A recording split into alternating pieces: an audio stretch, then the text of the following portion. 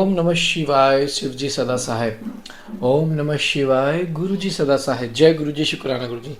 संगत जी, आज मैं आपको बताता हूँ सच्चे मन से की हुई भक्ति की शक्ति। संगत जी, एक गांव था, बहुत साल पहले की बात है। एक गांव था, उसमें एक मछुआरा था। वो डेली तालाब में जाता था और उस तालाब पे पाबंदियाँ रहती थी, मतलब सैनिकों की।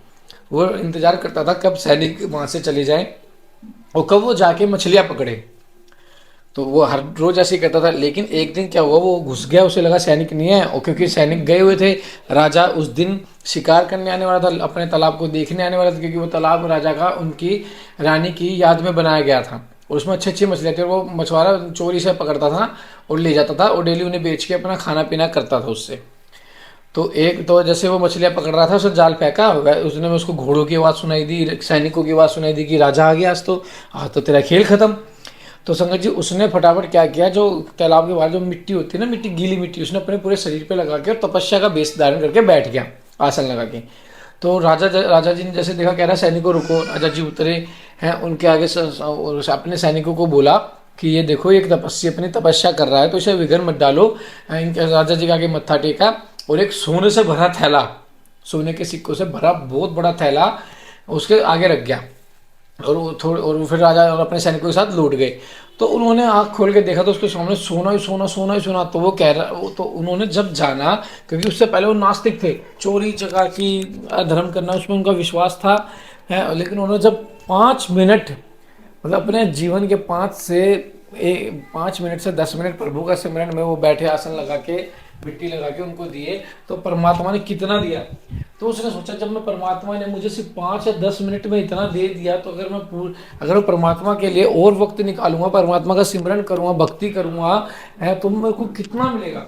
तो उसके बाद वो बहुत प्रसिद्ध सिद्ध में से एक सिद्ध बने, महात्मा बने। उनको लोग लोग दूर दूर से उनके दर्शन करने आते थे। सो संगत जी, जिंदगी में टर्निंग पॉइंट कब आ जाए, कैसे आ जाए, कुछ नहीं पता। परमात्मा का सच्चे दिल से शुक्राना करोगे, आत्मा से शुक्राना करोगे, परमात्मा विश्वास रखोगे गुरु जी पे, आपको भी वो सब कुछ मिलेगा। पाठ को जरूर सुने एंड तक, प्यारा सा कमेंट जरूर करें, ताकि हमें भी पता लगे कि कौन संगत डेली बेसिस पे सुन रही है। हम हर संगत का कमेंट चेक करते हैं, ऐसा कोई नहीं होता। कोई अगर संगत जी कमेंट करती है, हम ऐसा नहीं हो सकता कि हम उसे चेक ना करें। तो संगत जी, हम हर संगत का कमेंट चेक करते हैं। तो चैनल को सब्सक्राइब जरूर कर लें, प्यारा सा कमेंट जरूर कर लें, और पाठ की सेवा को व्यर्थ ना जाने दें, इनका लाभ उठाएं। जय गुरु जी। जय गुरु जी। प्रथम ज्योतिर्लिंग सोमनाथ के प्रादुर्भाव की कथा था उसकी महिमा। तदंतर कपिला नदी नगरी के कालेश्वर, रामेश्वर आदि की महिमा बताते हुए सूत जी ने समुद्र के तट पर स्थित गोकर्ण अक्षेत्र के शिवलिंगों की महिमा का वर्णन किया। फिर महाबल नामक शिवलिंग का अद्भुत महात्म्य सुनाकर अन्य बहुत से शिवलिंगों की विचित्र महात्म्य कथा का वर्णन करने के पश्चात ऋषियों के पूछने पर वे ज्योतिर्लिंगों का वर्णन करने लगे। सूत जी बोले, ब्राह्मणों, मैंने सदगुरु से जो कुछ सुना है वह ज्योतिर्लिंगों का महात्मा तथा उनके पारकट्य का प्रसंग अपनी बुद्धि के अनुसार संक्षेप से ही सुनाऊंगा। तुम सब लोग सुनो। मुनि ज्योतिर्लिंगों में सबसे पहले सोमनाथ का नाम आता है, अतः पहले उन्हीं के महात्मा को सावधान होकर सुनो। मुनीश्वर महामना प्रजापति दक्ष ने अपनी अश्विनी आदि 27 कन्याओं का विवाह चंद्रमा के साथ किया था। चंद्रमा को स्वामी के रूप में पाकर वे दक्ष कन्याएं विशेष शोभा पाने लगी, तथा चंद्रमा भी उन्हें पत्नी के रूप में पाकर निरंतर सुशोभित होने लगे। उन सब पत्नियों में से जो रोहिणी नाम की पत्नी थी, एकमात्र वही चंद्रमा को जितनी प्रिय थी उतनी दूसरी कोई पत्नी कदापि प्रिय नहीं हुई। इससे दूसरी स्त्रियों को बड़ा दुख हुआ। वे सब अपने पिता की शरण में गई। वहां जाकर उन्होंने जो भी दुख था अपने पिता को निवेदन किया। जो यह सब सुनकर दक्ष भी दुखी हो गए और चंद्रमा के पास आकर शांतिपूर्वक बोले। दक्ष ने कहा कि काला निदेह, तुम निर्मल कुल में उत्पन्न हुए हो। तुम्हारे आश्रय में रहने वाली जितनी स्त्रियां हैं उन सब के प्रति तुम्हारे मन में न्यूना अधिक भाव क्यों है? तुम किसी को अधिक और किसी को कम प्यार क्यों करते हो? अब तक जो किया सो किया, अब आगे फिर कभी ऐसा विषमता पूर्ण बर्ताव तुम्हें नहीं करना चाहिए, क्योंकि उसे नरक देने वाला बताया गया है। सूर्य जी कहते हैं कि महर्षियों, अपने दामाद चंद्रमा से स्वयं ऐसी प्रार्थना करके प्रजापति दक्ष घर को चले गए। उन्हें पूर्ण निश्चय हो गया था कि अब फिर आगे ऐसा नहीं होगा, पर चंद्रमा ने प्रबल भावी से विवश होकर उनकी बात नहीं मानी। वे रोहिणी में इतने आसक्त हो गए थे कि दूसरी किसी पत्नी का कभी आदर नहीं करते थे। इस बात को सुनकर दक्ष दुखी हो फिर स्वयं आकर चंद्रमा को उत्तम नीति से समझाने ताने आयोजित बर्ताव के लिए प्रार्थना करने लगे। दक्ष बोले, चंद्रमा सुनो, मैं पहले अनेक बार तुमसे प्रार्थना कर चुका हूँ, फिर भी तुमने मेरी बात नहीं मानी, इसलिए आज शाप देता हूँ कि तुम्हें अक्षय का रोग हो जाए। सूत जी कहते हैं कि दक्ष के इतना कहते ही क्षण भर में चंद्रमा अक्षय रोग से ग्रसित हो गए। उनके अक्षीण होते ही उस समय सब और महान हाहाकार मच गया। सब देवता और ऋषि कहने लगी, हाय हाय, अब क्या करना चाहिए, चंद्रमा कैसे ठीक होंगे। मुने इस प्रकार दुखों में पड़कर वे सब लोग विहिल हो गए। चंद्रमा ने इंद्र आदि सब देवताओं तथा ऋषियों को अपनी अवस्था सुना सूचित की। तब इंद्र आदि देवता, वशिष्ठ आदि ऋषि ब्रह्मा जी की शरण में गए। उनकी बात सुनकर ब्रह्मा जी ने कहा कि देवताओं, जो हुआ सो हुआ, अब वह निश्चय ही पलट नहीं सकता, अतः उसके निवारण के लिए मैं तुम्हें एक उत्तम उपाय बताता हूँ, आदर पूर्वक सुनो। चंद्रमा देवताओं के साथ प्रभास नामक शुभ अक्षेत्र में जाएं और वहां मृत्युंजय मंत्र का विधि पूर्वक अनुष्ठान करते हुए भगवान शिव की आराधना करें। अपने सारे शिवलिंग की स्थापना करके वहां चंद्रदेव नित्य तपस्या करें। इसे प्रसन्न होकर शिव उन्हें अक्षय रहित कर देंगे। तब देवताओं तथा ऋषियों के कहने से ब्रह्मा जी की आज्ञा के अनुसार चंद्रमा ने वहां 6 महीने तक निरंतर तपस्या की। मृत्युंजय मंत्र से भगवान वृषभ ध्वज का पूजन किया।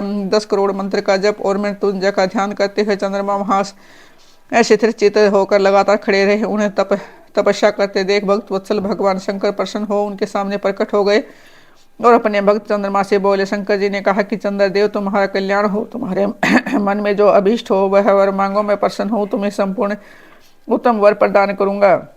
चंद्रमा बोले, देवेश्वर, यदि आप प्रसन्न हैं तो मेरे लिए क्या असाध्य हो सकता है। तथापि प्रभु शंकर, आप मेरे शरीर के इस अक्षय रोग का निवारण कीजिए, मुझसे जो अपराध बन गया हो उसे क्षमा कीजिए। शिवजी ने कहा, चंद्रदेव, एक पक्ष में प्रतिदिन तुम्हारी कला क्षीण हो गई और दूसरे पक्ष में फिर वह निरंतर बढ़ती रहे।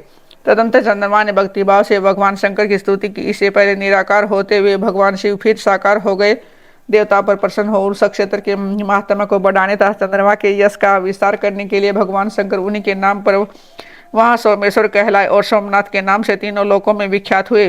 ब्राह्मण सोमनाथ का पूजन करने से वे उपासक के अक्षय तथा कोढ़ आदि रोगों का नाश कर देते हैं। ये चंद्रमा धन्य है, कृत है, जिनके नाम से तीनों लोकों के स्वामी साक्षात भगवान शंकर भूतल को पवित्र करते हुए प्रभास अक्षेत्र में विद्यमान है। वही संपूर्ण देवताओं ने सोमकुंड की भी स्थापना की है, जिसमें शिव और ब्रह्मा का सदा निवास माना जाता है। चंद्रकुंड इस भूतल पर पापनाशन तीर्थ के रूप में प्रसिद्ध है। जो मनुष्य उसमें स्नान करता है वह सब पापों से मुक्त हो जाता है। अक्षय आदि जो असाध्य रोग होते हैं वे सब उस कुंडों में 6 मास तक स्नान करने मात्र से नष्ट हो जाते हैं। मनुष्य जिस फल के उद्देश्य से इस उत्तम तीर्थ का सेवन करता है उस फल को सर्वथा प्राप्त कर लेता है, इसमें संशय नहीं है। चंद्रमा निरोग होकर अपना पुराना कार्य संभालने लगे। इस प्रकार मैंने सोमनाथ की उत्पत्ति का सारा प्रसंग सुना दिया है। मुनीश्वरों, इस तरह सोमेश्वर लिंग का प्रादुर्भाव हुआ है। जो मनुष्य सोमनाथ के प्रादुर्भाव की इस कथा को सुनता अथवा दूसरों को सुनाता है वह संपूर्ण अभीष्ट को पाता है तथा और सब पापों से मुक्त हो जाता है। मल्लिका, अर्जुन और महाकाल नामक ज्योतिर्लिंगों के आविर्भाव की कथा था उनकी महिमा। सूत जी कहते हैं कि महर्षियों, अब मैं मल्लिका अर्जुन के प्रादुर्भाव का प्रसंग सुनाता हूँ, जिसे सुनकर बुद्धिमान पुरुष सब पापों से मुक्त हो जाता है। जब महाबली तारक शत्रु शिव पुत्र कुमार कार्तिकेय सारी पृथ्वी की परिक्रमा करके फिर कैलाश पर्वत पर आए और गणेश के विवाह आदि की बात सुनकर क्रौंच पर्वत पर चले गए। पार्वती और शिव जी के वहां जाकर अनुरोध करने पर भी नहीं लौटे, वहां से भी 12 कोस दूर चले गए। तब शिव और पार्वती ज्योतिर्मय स्वरूप धारण करके वहां प्रतिष्ठित हो गए।